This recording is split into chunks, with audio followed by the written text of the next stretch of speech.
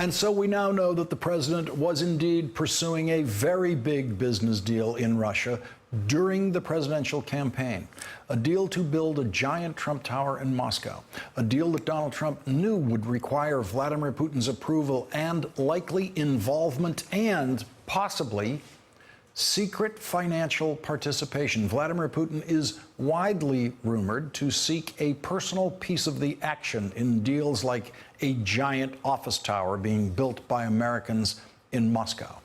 With the new revelations about what the president and his lawyer Michael Cohen were up to in the presidential campaign on the Trump Tower Moscow project, Jennifer Rubin's column in the Washington Post today is headlined, "What more proof of a secret Russian connection do we need?" Joining us now, Jennifer Rubin, an opinion writer at the Washington Post, and Eugene Robinson, the Pulitzer Prize-winning opinion writer for the Washington Post and an MSNBC political analyst. Jennifer, this is the story that finally lets us make sense of what we were seeing in Donald Trump every time Vladimir Putin's name came up during the campaign, or every time Russia was mentioned, and how at every possible turn in this, he could never bring himself to say anything negative in the direction of Vladimir Putin or Russia. That's right. He says negative things about everyone, and he's continued to, except for Vladimir Putin. And I think the lay of the land is the following. Donald Trump has always been trying to do business in Russia since the days when he had the beauty pageant there. He has tried and failed at various times. During the presidential campaign, as he was engaged in debates where he was being asked questions about Russia, he was still trying to get a deal done in Russia. And his intermediaries were, as you've just reported, trying to get the attention of even the private secretary of Vladimir Putin to help facilitate this. He said, "I have nothing to do with Russia." He not only said, "I don't have deals in Russia," as in the present tense, but "I have nothing to do with Russia." That was a lie. And so it makes sense then that as Mueller would begin to investigate collusion as to the campaign, that he would come across this information and Donald Trump would feel like this is not a safe place to be. And hence, we go down the road then of obstruction, of trying to get rid of, for example, James Comey, of trying to get other officials to weigh in on, for example, Michael Flynn's behalf. So it's a tangled knot, but it really does begin and end, doesn't it always, with Donald Trump, with his money and his financial interests in Russia.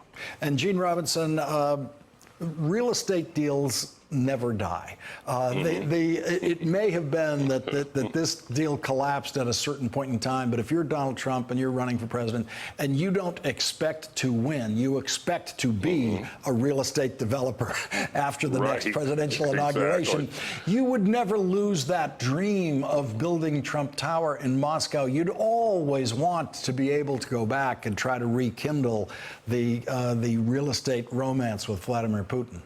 Yeah, and you would know that the way to put the kibosh on that deal permanently would be to say something bad about Vladimir Putin, who would be the ultimate decider, right? If he doesn't want a Trump Tower in Moscow, there's not going to be a Trump Tower in Moscow. On the other, conversely, if he does want one, there's going to be one.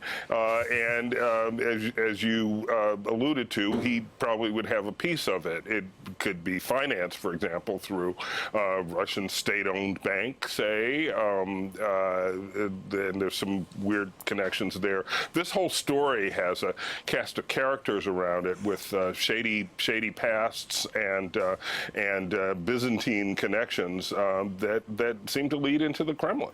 And Jennifer, so you believe we are there. Your column today is the declaration we are there. We have the evidence that you need. Well, I think we have the connection at any rate. As you said, we've all been wondering, why was Donald Trump so upset about this investigation by Mueller? Why was he so nice to Putin? Was there a psychological reason? Was there a personality reason?